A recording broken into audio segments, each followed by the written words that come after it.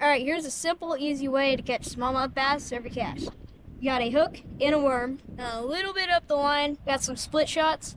You can use any size split shot. Just what I happen to have is small ones, so I have 3. Way out there.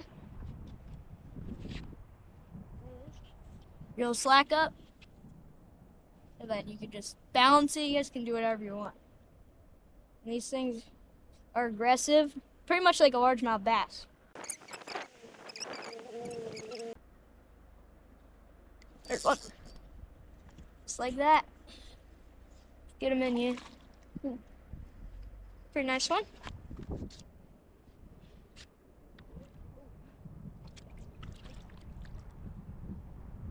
It's a big one right there.